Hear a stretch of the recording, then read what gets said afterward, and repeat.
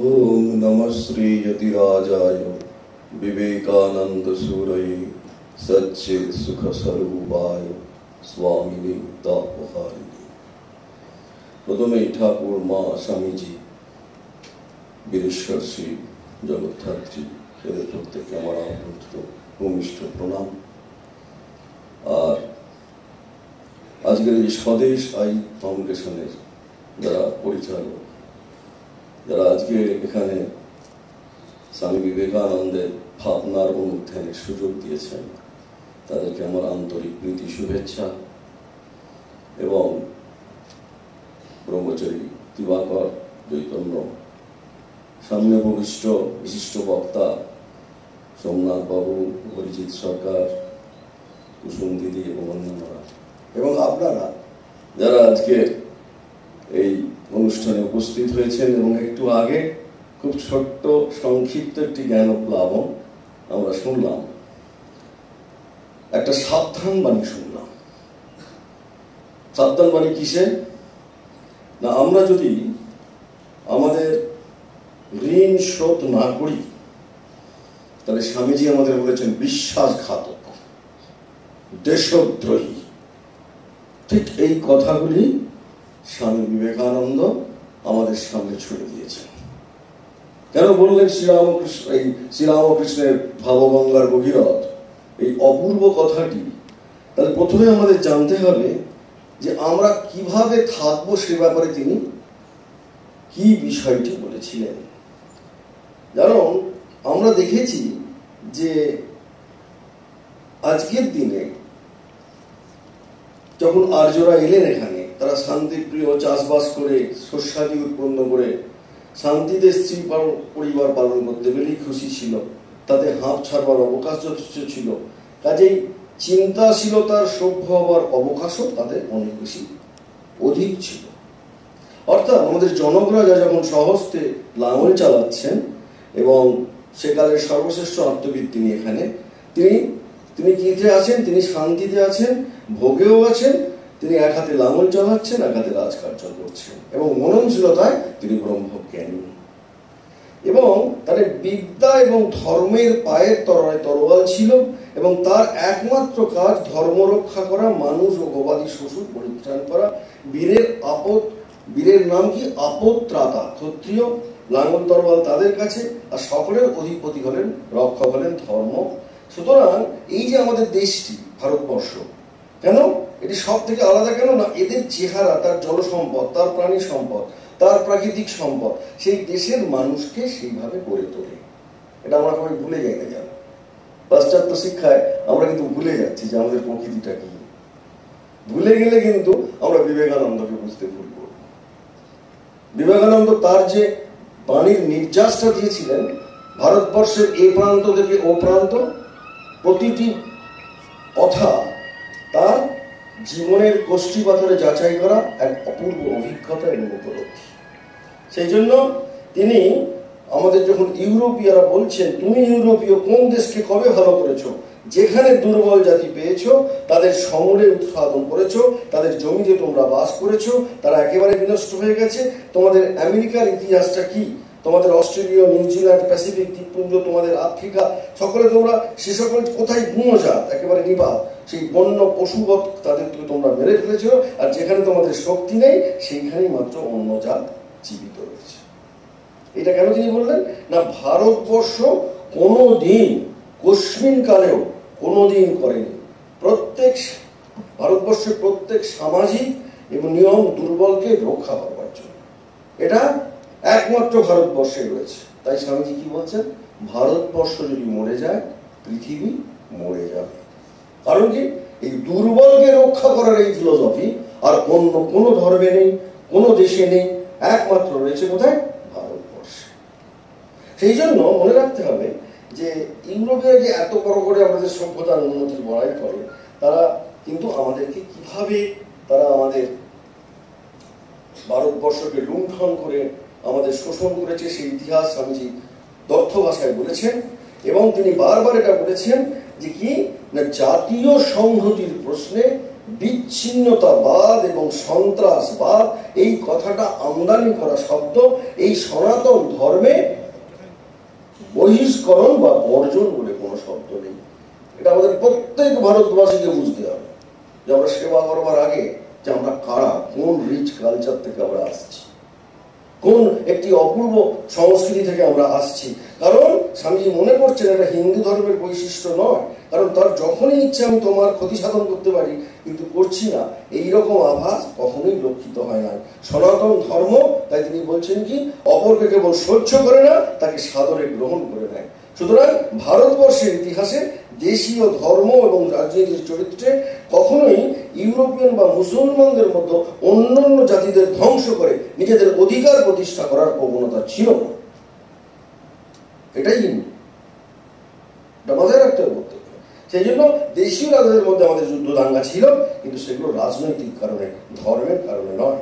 সুতরাং ওই আলেকজান্ডার বলুন, মোহাম্মদ বিন কাসেম বলুন, সুলতান মাহমুদ বলুন, পরবর্তীকালে মোগল যুগ বলুন, তারপরে খ্রিস্টানরা যখন ব্রিটিশরা এলো, ক্লাইভ বলুন, এরা প্রত্যেকে কি করছে, আমাদের কাছে এসে এরা রক্ত বইয়েছে এবং আমাদেরকে জয় করার জন্য তারা নানা রকম আমাদের সংস্কৃতিকে বিনষ্ট করার জন্য তারা প্রচুর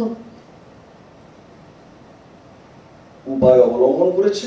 এবং উপায় অবলম্বন করে কি করছে, সেই জন্য তারা আমাদের ভারতবর্ষকে শেষ করতে চেয়েছিল। আমরা ঘটনা জানি, দেখলে তিনি কি করতে চেয়েছিলেন আমাদের ভারতবাসীকে, এবং আমাদের শ্রীরামকৃষ্ণ এসে সেই ভারতবর্ষকে বাঁচিয়েছিলেন। আপনারা সবাই জানেন যে আজকে যদি ঠাকুর না থাকতেন তাহলে আমরা আমাদের পুজো আচ্ছাটাকে নিজেরাই উঠিয়ে দিচ্ছিলাম। এমন একটি অপূর্ব আন্দোলন সেই সময় ভারতবর্ষে এসেছিল। তাহলে এখন প্রশ্ন হচ্ছে যে স্বামীজি আমাদের কি দিয়ে গেলেন। যেটা আসছিল যে বৈদিক বিবেকানন্দের উত্তরাধিকার বলবার প্রাসঙ্গিকতা কোথায়, তার কারণটা খুবই স্বচ্ছ যে দৈনন্দিন সামাজিক জীবনে প্রায়শই দেখছি যে উত্তরাধিকারী নিজে উত্তরাধিকার সম্পর্কে সচেতন নয়।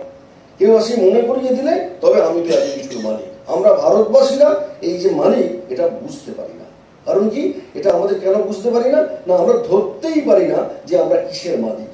সেই জন্য হাজার হাজার বৎসর ব্যাপী যে ধর্ম, যে সংস্কৃতি ভারতবর্ষের বুকে পুঞ্জীবিত হলো এবং পুঞ্জীবিত হয়েছে, তার কথা দেশবাসী বিস্মিত হয়ে আছে। বিবেকানন্দ সেই কথাই আমাদের স্মরণ করিয়েছিলেন।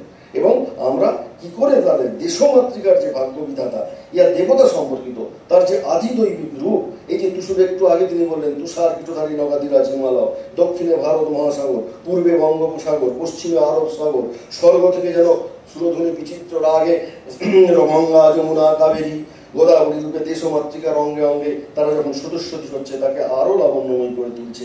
একদিকে বিশাল অরণ্যরাজি, আবার অপর প্রান্তে দিগন্ত প্রসারিত মরুভূমিকে তারা যেন আশ্বাস দিয়ে বলছেন, আহা তোমার এই ধূসর এই রূপ। এইটা আমরা যেন বুঝতে পারি যে কোথাও লক্ষ লক্ষ মানুষ, যে জন্য দেখা যাচ্ছে যে স্বজনপ্রিয় ক্রন্দনগর হচ্ছে, কোথাও আবার অপূর্ব প্রাকৃতিক পরিবেশ মানুষকে ধ্যানমগ্ন করে তুলছে। এটাই ভারতবর্ষের বৈশিষ্ট্য। এটা যদি আমরা না জানি যে আমাদের কি উত্তরাধিকার, এরপর আমাদের বিশিষ্ট কি ভারতের সামাজিক উত্তরাধিকার আছে, আমাদের পারিবারিক উত্তরাধিকার আছে, আমাদের সম্প্রদায়গত উত্তরাধিকার আছে, আমাদের বিদ্যাগত উত্তরাধিকার আছে, আমাদের জাতিগত উত্তরাধিকার আছে। আরো যদি যাই তাহলে বিবেকানন্দের উত্তরাধিকার কি, সেবার উত্তরাধিকার, যেটা আমরা আজকে আলোচনা করব। আত্মত্রাণের উত্তরাধিকার এবং সত্যনিষ্ঠার উত্তরাধিকার, আর কি গুরু ভক্তির উত্তরাধিকার। এইগুলো প্রাক স্বাধীনতা যুগে স্বামীজি আমাদের মধ্যে আমরা পারি আত্মবিশ্বাসের বাণী সঞ্চার করেছিলেন। ভারতবর্ষের প্রতিটি মানুষ যে পারে সেই ভাবনাটা তাদের মধ্যে ঢুকিয়ে দিয়েছিলেন। বিপ্লবীরা কিভাবে তারা, আপনারা জানেন আজকের এই ৭৯তম স্বাধীনতা দিবসে আমাদের যে বিপ্লবী এবং স্বাধীনতা সংগ্রামীরা নিজেদের সর্বস্ব বিসর্জন দিয়ে আমাদের স্বাধীনতাকে সুরক্ষিত করেছেন, স্বাধীনতাকে পুনরুদ্ধার করেছেন, তাদের জন্য আমাদের চোখের জল ফেলা উচিত। কারণ তারাই হচ্ছেন আসল ঋত্বিক।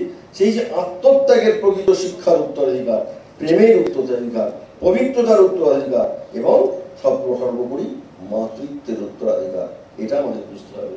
আচ্ছা, এখন কেউ যদি আপনারা প্রশ্ন করবেন, আচ্ছা মহারাজ আপনি তো বারবার এই সমস্ত উত্তরাধিকার করছেন, তাহলে আমাদের কি ভোগের উত্তরাধিকার নেই? এটা প্রশ্ন উঠবে। তার উত্তরে কি বলবো, তেন অবশ্যই যথার্থ ভোগ কাকে কাকে বলে বুঝতে হবে। ঈশ্বরবর্ণিত আছে, কি আছে, তেন তত্ত্বেন ভুঞ্জিতা। আর স্বামী বিবেকানন্দ কি বললেন? আত্মনামক সার্থং জগৎ হিতায় চ। তাই মনোবাক্যে আমাদের জগৎ হিত দিতে হবে। জগতের হিত যদি আমরা না দিই, তাই জন্য তিনি বারবার বললেন যে আমাদের প্রত্যেকের দরকার কায় মনোবাক্যে জগতের হিত। তাই স্বামীজি আজকে আমাদের সেবা যোগের কথা বললেন। সেবা যোগটা শুধু স্বামীজি আগে বলেছেন না, বলেছেন কে? দক্ষিণেশ্বরের ঠাকুর শ্রীরামকৃষ্ণ। আমাদের পূজনীয় ভজনানন্দজি অন্যতম ভাইস প্রেসিডেন্ট, হয়তো এখন দীক্ষা দেন না বলে আপনারা জানেন না, অপূর্ব একটি মানুষ। তিনি যখন আমাদের পড়াতেন, তিনি খুব সুন্দর শিক্ষা দিতেন। কি শিক্ষা? তিনি শিক্ষা দিতেন যে দেখো, আমাদের প্রত্যেকের জীবনে যখনই জন্মালাম শুধু কিছু নিয়ে যাও জগৎ থেকে, সেটা চলবে না। কেন?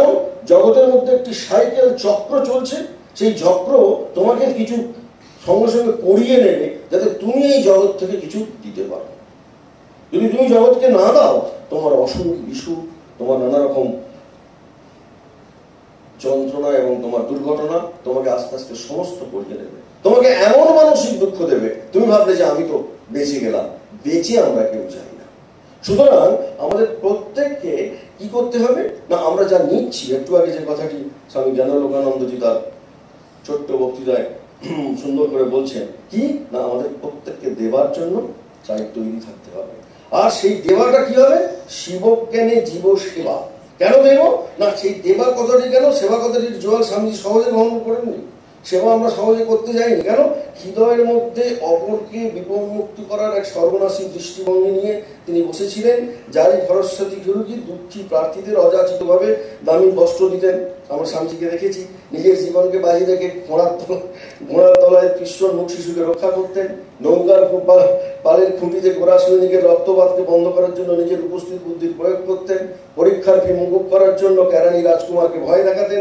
এইগুলো যতই মানুষের উপকার করা হোক না কেন, এগুলো করে করবোটা কি? কারণ এইটা করে আমরা কি করবো না, নিজের জীবনের চরম আনন্দ লাভ করার এইটি একটি অপূর্ব উপায়। অর্থাৎ সার্বিক মনুষ্যত্বের অপূর্ব উপায় কি? যতই ঠাকুর স্বামীজিকে সাবধান বাণী বলেছেন, কিন্তু তার আজন্মনারী যে সমাধি সুখের জন্য তিনি যখন বেরিয়ে গেছেন, ঠাকুর এমন সব ঘটনা ঘটিয়েছেন, কে যেন তাকে টেনে হিঁচড়ে সমতলে টেনে নিয়ে এসেছিলেন। এটা আমরা জানি। সেই জন্য মা সাগরার জীবনে আমরা দেখেছিলাম যে সেবায় তিনি এমন ঋদ্ধ এবং সিদ্ধ হয়ে উঠেছিলেন যে সমগ্র সন্ত সৌম্য স্নিগ্ধ শরৎ মহারাজ অর্থাৎ শারদানন্দজি আর তুতে ডাকাত মুসলমানের কথা আমরা জানি। অর্থাৎ আমজাদের মধ্যেও যাকে দেখছেন, আবার শরতের মধ্যেও তাকে দেখছেন। এটা কি এক অন্য মাত্রা দান করছেন। কেন অন্য মাত্রা দান করছেন? রোমা রোলা এটা কিন্তু খুব সুন্দরভাবে উনি বিষয়টি পরিষ্কার করেছেন। তিনি কি বলছেন যে তিনি বললেন সেবা অর্থাৎ সার্ভিস করছে স্বেচ্ছায় নিজেকে নিচে নামিয়ে আর একটি ভাব আছে, কিন্তু বিবেকানন্দের বেদান্তবাদের সেবা ভাব নয়, ওইরূপ ভাব বিন্দু মাত্র নয়। সেবা করা ভালোবাসা হলো কি, যাকে সেবা করা হচ্ছে সেই ভালোবাসা হচ্ছে তার সমান হওয়া। অর্থাৎ নিচে নামবার কথা দূরে থাক, বিবেকানন্দ ওটিকে সর্বদা জীবের পূর্ণতা বলে মনে করেন। এবং তারপর আমি নয় তুমি, এ কথার অর্থ আত্মবিলোপ নয়, এর কথার অর্থ হলো এক বিরাট সাম্রাজ্য জয় করা। সুতরাং সেবা করতে করতে কি হবে, এক অপূর্ব সাম্রাজ্য জয় করবার একটি ভাবনা, একটি চালিকা শক্তি আপনার মধ্যে প্রবেশ করবে। সুতরাং আমরা কেন সেবা করব? এইটাকে নিজের জীবনকে সার্থক করার সংকল্পে আমরা প্রত্যেককে নিজের জীবনের সার্থকতা চাই। তাই আমরা অন্যের সেবা করে আমরা নিজেকে ধন্য করব, কৃতার্থ করব। এই কথাগুলি জ্ঞানালোকানন্দজি বলেছেন। ধন্য হন কেন করবো, ধন্য কিভাবে করব? আমরা যদি স্বামী বিবেকানন্দের যে সৈনিক তাদের দিকে তাকাই, তাহলে দেখব যে সেবা করার জন্যই যেন তাদের জন্ম হয়েছে। যেরকম আপনাদের মনে আছে যে স্বামী বিবেকানন্দ যখন বিবেকানন্দ হননি, তখন যার প্রথম যিনি শিষ্য ছিলেন, কি নাম তার? হাতরাসের শরৎচন্দ্র গুপ্ত, স্বামী সদানন্দ। তিনি সেবা করার জন্য স্বামীজিকে দেখেই তিনি সমস্ত নিজের জীবনটা ছেড়ে দিলেন। তখনকার দিনের স্টেশন মাস্টার সব থেকে বড় পোস্ট একটি, সেই পোস্টটিকেও ছেড়ে দিলেন। এবং কিভাবে ছাড়লেন? নিজেকে কিভাবে মিশিয়ে দিলেন? নিজের অহংকারটাকে কিভাবে তিনি বর্জন করলেন না, স্বামীজি তাকে বলেছিলেন একটি ফার্সিয়াতে, যদি তুমি জ্ঞান লাভ করতে চাও, চাঁদ মুখে ছাই মাখো। বলে উনি ঠাট্টা করে বলেছেন। কিছুক্ষণের মধ্যেই তিনি কি করলেন, স্টেশন মাস্টার স্বামীজির সাথে সবে মাত্র পরিচয় হয়েছে, তিনি মুখে ছাই মেখে এসে স্বামীজির সামনে এসে দাঁড়িয়েছেন। বুঝতে পারছেন সেবা মানে কি? সার্থকতা। তার সব ছিল, ভালো বিয়ে বিবাহ করতে পারতেন, প্রচুর টাকা মাইনে পান, কিন্তু স্বামীজির কাছে এসেছিলেন স্বামীজির সঙ্গে থেকে নিজেকে ধন্য করবে বলে। অর্থাৎ আপনি যদি জীবনের সার্থকতা চান, আপনি যদি জীবনের মধ্যে একটি সার্থক সম্পূর্ণতা চান, তাহলে আপনাকে স্বামীজির সন্তানদের মতো হতে হবে। এবং তিনি কিরকম সন্তানদের মতো ছিলেন না, তার গুরুও ছিল সেই রকম।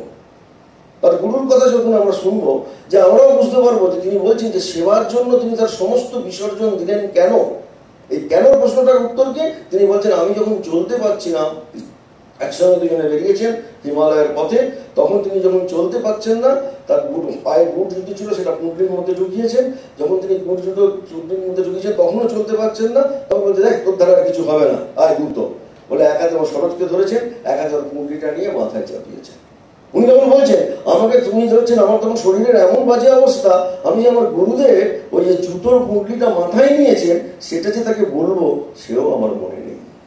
তাহলে বুঝতে পারছেন সার্থকতা কাকে বলে? সার্থকতা কি না, ওইটাই সার্থকতা। এই লোকটি বললো নরেন দত্তের প্রেমে পড়ে এসেছি, বিবেকানন্দের গ্ল্যামারে পড়ে আমি সাধু হইনি। কি করলো?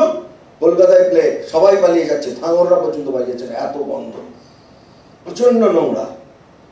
ইনি একটি বালতি, একটি ঝাড়ু, একটা কোদাল নিয়ে, ধাঙ্গররা সব বসে পড়েছে, যাবো না। উনি বিন্দুমাত্র মুখে মাছ না দিয়ে সেই নোংরা সরাচ্ছে। সার্থকতা বুঝতে পারছেন? সেবা কেন করবো বুঝতে পারছেন? নিজেকে সম্পূর্ণ মিশিয়ে দেবার এক অপূর্ব দর্শনের নাম স্বামী বিবেকানন্দ। সেই জন্য আমরা সেবা করবো কেন? নিজে সার্থক হব বলে, নিজের ধন্য হব বলে, নিজের কৃতকৃত্য হব বলে। এটা আমাদের প্রত্যেকের অধিকার।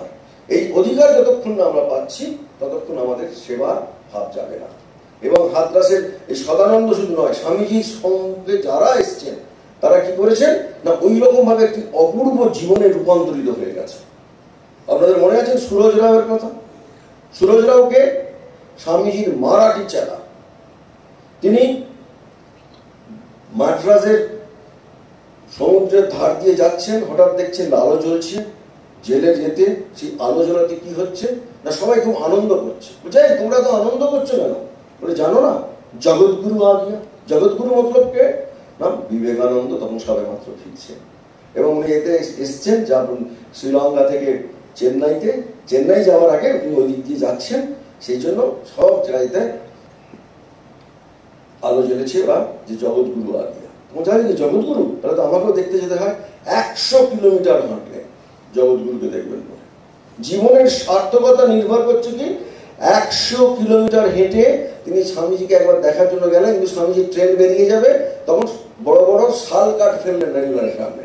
বড় বড় শাল কাঠ ফেলার পরে দেখা গেল কি দেখা গেল না, স্বামীজি একবার মাত্র বেরোলেন, উনি স্বামীজিকে দেখলেন, দেখে আবার হেঁটে হেঁটে গেলেন চেন্নাই গিয়ে স্বামীজির কাছে যে স্বামীজি আমি সেবা করতে চাই। উনি কিন্তু মিলিটারিতে চাকরি করেন। স্বামীজি বললেন না না না, তোমার সাথে পরে দেখা হবে, এখন এসো, কিন্তু মিলিটারিতে চাকরি করো, তোমার সাথে পরে কথা বলবো। এবারে সে এসে রিটায়ারমেন্ট চেয়েছে। 5 বছর না থাকলে রিটায়ারমেন্ট দেয় না, 5 বছরের নোটিশ না থাকলে। তখনকার দিনে ব্রিটিশ গভর্নমেন্ট কি করলেন, এই সুরজ রাও মারাঠি চালা, তিনি পাগলের অভিনয় 1 বছর করলেন বিবেকানন্দের জন্য। পাগলের অভিনয়। যখন ব্রিটিশ গভর্নমেন্ট দেখলো যে একে দিয়ে কিচ্ছু করা যাবে না, কোনো কাজ তো হচ্ছে না, ওকে বরখাস্ত করলো, সাসপেন্ড করলো, একদম তাকে বরখাস্ত করে দিল। যখন বরখাস্ত করে দিল, উনি সোজা বেলুড় মঠে গেলেন। তাহলে সেবা মানে কি হলো? সেবা এমন একটি জায়গায় জিনিস তৈরি হলো সেবাতে। আমরা দেখলাম যে সেবাতে তিনি পাগল সেজে বিবেকানন্দের সেবার জন্য তিনি চলে গেলেন বেলুড় মঠে। স্বামীজি তখন খাচ্ছিলেন, দুপুরবেলা তাকে খেতে বলেছে, বলছে আমি খাবো না, আমি স্বামীজির সঙ্গে দেখা করবো, তারপর খাবো। তারপর স্বামীজি নেমে এলেন, কি জন্য এসছো না, আপনার সেবাতে জীবন বিসর্জন দিতে। দেখা যাচ্ছে নিজেকে বিলিয়ে দেওয়া ছাড়া আমাদের এখানে সেবা যজ্ঞের আর কোনো নেই। আর বিলিয়ে দেওয়ার জন্য আমাদের কাছে অপূর্ব সব উদাহরণ রয়েছে। সেই উদাহরণগুলো আমাদের জীবনে দেখা দিচ্ছে কি না, আমরা সেবা করতে গিয়ে নিজের সমস্ত সত্তাটাকে ভুলে যাব। এবং তবেই আমার জীবনের সার্থকতা আসবে। টাকাতে নয়, পয়সাতে নয়, গাড়িতে নয়, বাড়িতে নয়, ব্যাংক ব্যালেন্সে নয়। সার্থকতা কি? অপরের জন্য, তার তার তার মঙ্গলের জন্য নিজেকে বিলিয়ে দেবার যে অপূর্ব ভাবনা, এটাই হচ্ছে সেবাযোগের মূল কথা। এবং এই বিলিয়ে দিলে আমি নিঃস্ব হয়ে যাই না, আমি নিচু হয়ে যাই না, আমি কি হয়? পরম সার্থক হই। একটু আগে বলেছেন কৃতকৃত্য হই, এবং আমাদের জীবনটা অপূর্ব ভাবনায় ভরে ওঠে। আমরা দেখেছি, আপনাদের বলেওছি এখানে, এইখানেই আমি বলে গেছি, মায়াবতীতে তখন একজন আমাদের অত্যন্ত বরিষ্ঠ সন্ন্যাসী, বিদগ্ধ পণ্ডিত, তিনি তখন খুব দুশ্চিন্তায় পড়েছেন। কি ব্যাপার না, ডাক, তখন ডাক ব্যবস্থা ছাড়া এখনকার মতো কোনো কিছু ছিল না, যোগাযোগ ব্যবস্থা, ডাকই একমাত্র ছিল। ডাকের লোকেরা এসে বলে গেছে লোয়াঘাট থেকে আর ওই মায়াবতীতে এসে কোনো তারা দিতে পারবে না, তাদের পিয়ন নেই। সুতরাং তিনি খুব মুশকিলে পড়েছেন। যখন বারবার এই কথা হচ্ছে, তখন উনি কি করবেন বুঝতে পারছেন না। তা ওনারই পরের অ্যাসিস্ট্যান্ট, উনি যেখানে ম্যানেজার যিনি ছিলেন, তিনি সমস্ত কাজ করতেন, তিনি জিজ্ঞেস করছেন যে মহারাজ, আপনাকে দেখছি খুব মানে আপনি একটু অস্থির হয়ে গেছেন, কি ব্যাপার? আপনি এত অস্থির হয়ে গেছেন কেন? কি হয়েছে? বলছে না, খুব একটা মুশকিল। বলুন না, মুশকিলটা কি? না, এই বলছি যে এই আগামীকাল থেকে আর কোনদিন পিয়ন আসবে না, তাহলে জিনিসপত্রগুলো পিয়ন কে হবে? সঙ্গে সঙ্গে সেই সাধুটি উত্তর দিচ্ছে, মহারাজ আপনি চিন্তা করবেন না, ইনি কিন্তু সারাদিন সকাল থেকে উঠে রান্না করেন, বই বাঁধেন, বইয়ের এডিট করেন, তারপর একসঙ্গে সব কাজ করেন তিনি সারাদিন। তার শুধু দুপুরে 1 থেকে 2 ঘন্টা তার সময় আছে একটু রেস্ট নেওয়ার। তখন বলছে পিয়ন আপনি কোনো চিন্তা করবেন না, পিয়ন হাজির হয়ে যাবে। কে হবে পিয়ন? কেন মহারাজ? এই বান্দা। তুমি হবে? বলছে হ্যাঁ আমি হব। বুঝতেই পারছেন, সঙ্গে সঙ্গে সারাদিন কাজ করে রাত্রি 11টা অব্দি কাজ করে, দুপুরের 1-1.5 ঘন্টা যে সময় ছিল সেটা উনি ওই 8 কিলোমিটার হাঁটবেন, পরে চড়াই গিয়ে আবার নিয়ে আসবেন লোহাঘাট থেকে। এই সাধুটিকে, সাধুটি যেটি আমাদের বিদগ্ধ, যিনি তখনকার মহন্ত ছিলেন মায়াবতী, তার নাম স্বামী মাধবানন্দ। আর যে সেটি ইয়ং সাধুটি যিনি ম্যানেজার ছিলেন, তার নাম কি ছিল? স্বামী বীরেশ্বরানন্দ ছিল, দশম সঙ্গ। বুঝতে পারছেন, এরা এরা কি করছেন? এই যে সার্থকতা, সেবা কেন করলেন? এরা কিন্তু সার্থক হয়ে গেলেন কেন? এই যে নিজের জীবনের মধ্যে কোন রকমের আমিত্বটা রাখলেন না, যে আমার অসুবিধে হচ্ছে, কোনো আমিত্ব রইল না। এই আমিত্ব যখনই চলে গেল, তাদের সেবাটা সম্পূর্ণরূপে সার্থক হয়ে গেল। সুতরাং সেবা যোগের সম্পূর্ণ প্রথম কি? আমিত্ব বিলোপ। এই আমিত্ব বিলোপ না হলে সেবা যোগ হয় না। আমরা কাজ করি কিন্তু সেবা হচ্ছে না। আর একটা ঘটনা, কি ঘটনা? সেই সাধুটি এখনো রয়েছেন, তিনি বেলুড় মঠের পূজারী। আমি এই ঘটনাটাই অনেক সময় বলেছিলাম। সেই এটা 8-এর দশকের ঘটনা। ঘটনাটি কি না, তিনি তার যে পূজারীর যে সহকারী, যে সাধুটি, সে মংস কোয়ার্টারে তেতলায় বেলুড় মঠে থাকে। সে রাত্রির 10টা না 11টায় শোয়, আবার ভোরবেলায় 2-2:30টায় তাকে উঠতে হয়। ওই ঠাকুরটি যে তাদের সহকারী, তিনি ভাঙাড়ি পূজারী। হঠাৎ একদিন সে ঘুমাচ্ছে সেই সাধুটি, তখন তাকে ডাকছে পূজারী মহারাজ, ওঠ ওঠ ওঠ। বুঝতে পারছেন না কোথায় উঠবো, কোথায় উঠবো, কাকে উঠবো, বুঝতে পারছেন। সে তো ঘুমতে উঠে গেছে, এখন কি 2টো বেজে গেল, 2:30 বাজে না, 2:30 তো বাজে, কিন্তু 12:30 না 1টা বাজে। মহারাজ কি ব্যাপার? না পূজারী ডাকছে, ওঠ ওঠ। কি হচ্ছে না, প্রচন্ড ঝড় হচ্ছে, বৃষ্টি হচ্ছে, তেতলায় ঠাকুরের শয়নঘর, সেই শয়নঘরটি জল ঢুকছে, ঠাকুরের হয়তো ঠাকুর ভিজে যাচ্ছে, চল চল চল। সঙ্গে সঙ্গে সেই সাধুটি চলল।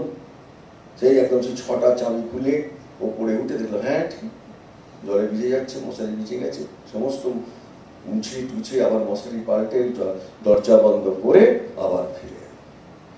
সেবাযোগ মানে ওই পূজারী মহারাজ যেহেতু ঠাকুরের সেবক, সে কিন্তু ঘুমোতে পারেনি। যখনই জল হচ্ছে, তার মধ্যে এমন টেনশন এসছে, সেই বাহাদুরি এখনো বেঁচে রয়েছেন। আমাদের স্বামী বৈদ্যনাথ আনন্দ, ওই পূজারী, তিনি এখনো বেঁচে রয়েছে। তাহলে দেখা যাচ্ছে যে পূজারী মহারাজের মধ্যে এই সেবাযোগ। সেবাযোগ মানে কি? আমি একটা কাজ করে চলে গেলাম তা না, প্রতি মুহূর্ত সেই কাজের ভাবনা আমাকে, সেই সেবাটি ঠিক ঠিক হলো কিনা। আমরা রামকৃষ্ণানন্দজিকে শুনেছিলাম, আর চোখের সামনে স্বামী বৈদ্যনাথ আনন্দজিকে দেখছি। তাহলে দেখা যাচ্ছে যে সেবা যোগ কিভাবে আমাদের নিয়ে যায়, ওইভাবে যে কখনোই যেন আমরা নিজেদেরকে গুরু বেদান্ত বা কিছু বিশ্বাস ও শ্রদ্ধা, এই শ্রদ্ধাটা যখন আমাদের মধ্যে আসবে তখন আমাদের সেবা অটোমেটিক হবে। সেবা করতে চাই না কেন? গুরু বাক্যে বিশ্বাস নেই। নিজেকে কৃতকৃত্য করবার জন্য, নিজের জীবনটাকে সার্থক করার জন্য সেবা আমাদের জীবনে অতি জরুরি জিনিস। আর এই সেবা করার জন্য কি হবে? এই সেবা করলে তবে আমার জীবনটা, মনুষ্য জীবনটা সার্থক হবে। কারণ কর্মযোগে রয়েছে আপনার যা উপার্জন তার 1/4 আপনি নিজের জন্য ইউজ করতে পারেন, আর বাকি 1/4 দেবসেবা, গুরু দরিদ্র সেবা এবং সাধু সেবায় ব্যয় করতে হবে। বাকি 1/4 লেখাই রয়েছে।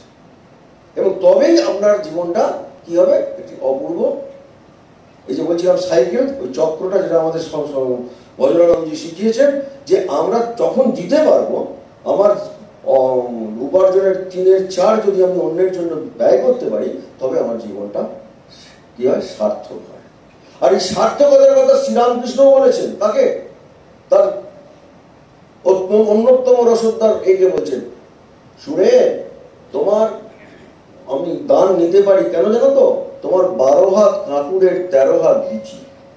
12 হাত কাকুরের 13 হাত বিচি মানে তুমি যা আয় করো তার থেকে বেশি দান করো, তাই তোমার অন্য, তোমার দান আমি গ্রহণ করতে পারি। ঠাকুর কিন্তু যাত্রার দান নিতেন না, আপনারা জানেন তো। একবার এতে গেছিলেন পানিহাটিতে, কে এসে কি একটা দিতে এসেছিল, ঠাকুর সঙ্গে সঙ্গে ছুঁড়ে ফেলে দিয়েছে, সেটা নিতেই পারেনি, গ্রহণই করতে পারেনি। পরে খোঁজ নিয়ে স্বামীজি এবার জানলেন কেন পারলো না। লোকটা ওই রকম নাচছে, যে লোকটা চরিত্রগতভাবে কলুষিত, দূষিত। যদি দূষিত হয় শ্রীরামকৃষ্ণ করেন না, তাহলে বুঝতে পারছেন সেবা আমরা করতে গেলে কত পবিত্রতা কিন্তু সেবার একটি অপূর্ব শর্ত। একটু আগে এই 3টি কথা বলেছিলেন, পবিত্রতা, পবিত্রতা যদি না থাকে নিঃস্বার্থপরতা আর সত্যনিষ্ঠা, এই 3টি কিন্তু সেবার জন্য অতি জরুরি। আর এই পবিত্রতা, সত্যনিষ্ঠা আর যদি নিঃস্বার্থপরতা না থাকে, তাহলে আমরা কি করব না, আমরা সেবা থেকে দূরে চলে যাব। এই সেবা থেকে যদি দূরে না যায়, তার জন্য একটা ছোট্ট ঘটনা আমাদের বলবো। কেন ঘটনা? যে পবিত্রতা এবং সেবা এটা দুজনের পরস্পরের পরিপূরক। ঘটনা কার? ওই সেবাই চালানি ঘটনাটা আমাদের সামনে বারবার চলে আসে। কোন সেবাই? যিনি রামকৃষ্ণের সঙ্গে প্রবেশ করার জন্য পাগলের অভিনয় করে স্বামীজির কাছে সঙ্গে প্রবেশাধিকার লাভ করেছিলেন। মনে আছে? রামকৃষ্ণের সঙ্গে প্রবেশ করার জন্য পাগলের অভিনয় 1 বছর করে সঙ্গে প্রবেশাধিকার লাভ করেছিলেন। তার নাম সুরজ রাম স্বামী নিশ্চয়ানন্দ। মাথায় রাখতে হবে প্রত্যেকে। এরকম একটি অপূর্ব মানুষ, যাকে যখন পাঠানো হয়েছে কিসে, এই ঘটনাটা আমরা অনেকে জানি, অনেকে জানি না। কি পাঠানো হয়েছে না, স্বামীজির খুব শরীর খারাপ। জানেন আপনারা, স্বামীজি তার জীবনটাকে এত বেশি হেক্টিক করেছিলেন যে খুব সহজেই তার শরীর খারাপ হয়ে গিয়েছিল। তাকে ডাক্তার বলেছিল তাকে দুধ খেতে হবে। তখন বেলুড় মঠে কিচ্ছু নেই। বেলুড় মঠ আপনারা এখন দেখছেন একদম দুর্দান্ত খুব জিনিস, কিন্তু তখন বেলুড় মঠ, আমাদের ভূতিসানন্দজি বলতেন, দেখো বাবা, এই জল বয়ে বয়ে না আমাদের কাঁধে দাগ পড়ে যেত। কোনো মিউনিসিপ্যালিটি কল ছিল না, জল সমস্ত সাধু ব্রহ্মচারীদের বইতে হতো। তার মধ্যে ভূতিসানন্দজি একজন ছিলেন। তিনি বলতেন, তোমরা তখন খুব আনন্দে আছো, আমরা ওই গঙ্গা থেকে জল তুলতে তুলতে না আমাদের কাঁধে দাগ হয়ে যেত। এই হচ্ছে বেলুড় মঠ। সেই বেলুড় মঠে যখন দুধের জন্য প্রথম গরু আসছে, তখন তিনি সেপাই কেটে গাই, সেপাই শোন একটা কথা। কি কথা? না, তুই ওই এড়েদায় যা, এড়েদা মানে আড়িয়াদহ, দক্ষিণেশ্বর, ওখানে যা, ওখানে গিয়ে ভালো গরু দেখে নিয়ে আয়। তুই তো সব জানিস, ভালো গরু কিনে নিয়ে আয়, ঠিক আছে? হ্যাঁ, আর শোন, গরুটা যখন কিনে দড়িটা ধরবি, দড়ি কিন্তু ছাড়িস না, বুঝলি? ঠিক আছে, গরুর দড়ি ছাড়বো না।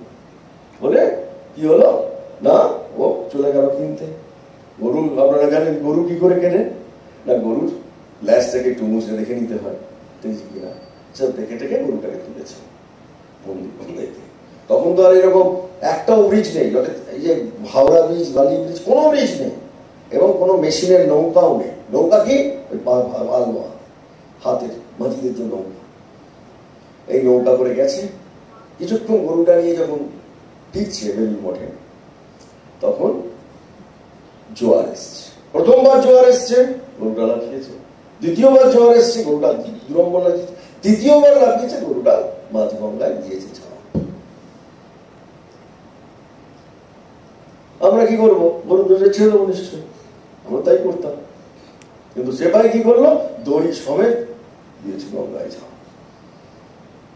যখন দড়ি সমেত ঝাঁপ দিচ্ছে, একবার সেপাই ডুবছে, এবার গরু উঠছে, আর গরুটা জল খাচ্ছে, সেটা আবার সাঁতার জানে না, খুব ঝামেলা। সেই গরুটাকে ঝাঁপ করে কি যে করবেন, ডুবে যাচ্ছে, উঠছে, ডুবে যাচ্ছে। সবাই বলছেন দড়ি ছেড়ে দাও, দড়ি ছেড়ে দাও, দড়ি আর ছাড়ছে না। এইরকম করতে করতে 6 ঘন্টা ঘুষুরির কাছে গিয়ে আধ মরা হয়ে সেপাই ওই সুরজ রাও নিশ্চয়ানন্দ গরু সমেত দড়িটাকে নিয়ে তিনি উঠেছেন। উঠে স্বামীজির কাছে খবর চলে গেছে। অন্য যে সাধুটি ছিল গিয়ে খবর দিয়েছে। স্বামীজি খুব চিন্তা করছেন। তখন ওই বেলুড় মঠের জিটি রোডের যে মেন গেট, ওটা কিন্তু তখনও হয়নি, এটাই মেন গেট ছিল, লালাবাবু সাহেব। সেখান থেকে তখন ফিরে আসবে। তখন যখন ফিরে আসছে, তখন স্বামীজি চিন্তা করছেন ওই বেলগাছের তলায়। তখন যেই তুই কি করছিলি? গরু সমেত ঝাঁপ মেরেছিস।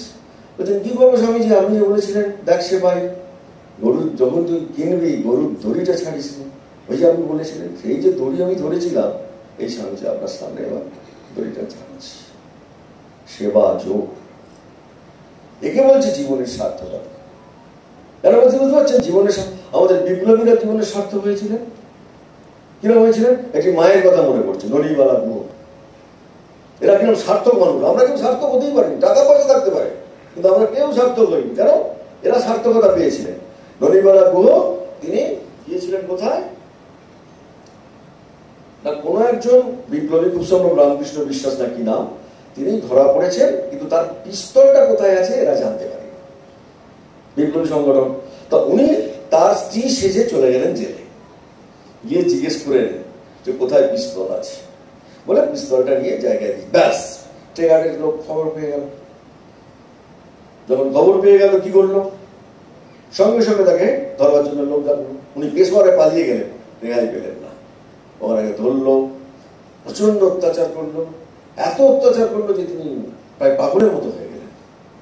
সে বলা যায় না এমন সব অত্যাচার, উত্তম করে যা তা করলো, একটা কথাও বলেননি, নট এ সিঙ্গেল। যখন ভারতবর্ষ স্বাধীন হলো, কেউ চিনতে পারলো না।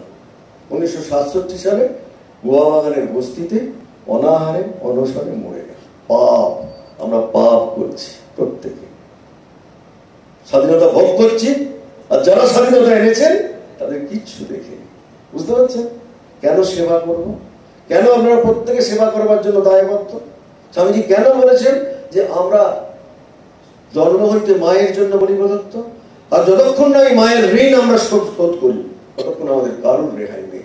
প্রত্যেককে আসতে হবে, কারণ এই স্বাধীনতাকে আমরা ভোগ করছি, এই স্বাধীনতাকে আমরা ভুলুণ্ঠিত করছি, এই স্বাধীনতাকে আমরা ইস্ট ইন্ডিয়া কোম্পানি থেকে আস্তে আস্তে আম্বানি আদানিদের হাতে দিচ্ছি, এবং আমরাই শোষিত হচ্ছি। সুতরাং আমাদের প্রত্যেকের দায় রয়েছে। তাই ঠাকুরের কাছে, মায়ের কাছে একটি অপূর্ব প্রার্থনা চাই। প্রার্থনা কি? প্রার্থনা যে আজকের দিনে সেবা করে আমার জীবনটা সার্থক যদি না করতে পারি, কেন করবো না? কেন সার্থক হবে না? না, অন্যের জন্য যদি আমি কিছু না করি, তাহলে আমার জীবনটা, জ্ঞানানন্দজি বলছিলেন, কি হবে? পশুত্ব, পশু জীবন লাভ হবে।